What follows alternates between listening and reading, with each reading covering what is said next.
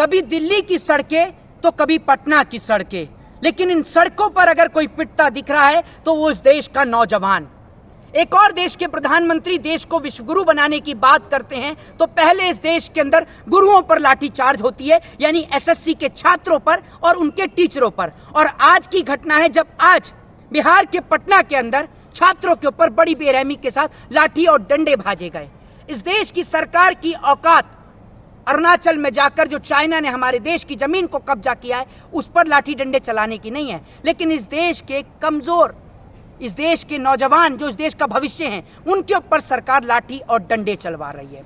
मुझे एक बात ये समझ में नहीं आ रही, इस देश की शिक्षा ऐसी हो गई है कि जिसके पास BMW होगी उसी के पास शिक्षा होगी, और एक वक्त ऐसा आ जाएगा कि ये शिक्षा भी उद्योगपतियों के बच्चों के लिए बचेगी। आप और हमारे लिए शिक्षा को समाप्त कर दिया जाएगा। जो शिक्षा अभी हमारा फंडामेंटल राइट है, फंडामेंटल अधिकार है, संवैधानिक अधिकार है, उस संवैधानिक अधिकार पर चोट हो रही है। देश के नौजवानों से कहूंगा कि अब रील स्क्रॉल करना बंद करें और इस देश के लिए सोचें और बाहर निकलें और सरकार से सवाल करें, आखिर कब तक इस देश के नौजवान लाठी और डंडे सड़क पर यूं ही खाते रहेंगे। आप लोग की क्या राय है, क्या प्रतिक्रिया? अपनी प्रतिक्रिया कमेंट बॉक्स में जरूर दें। जय हिंद, जय संविधान।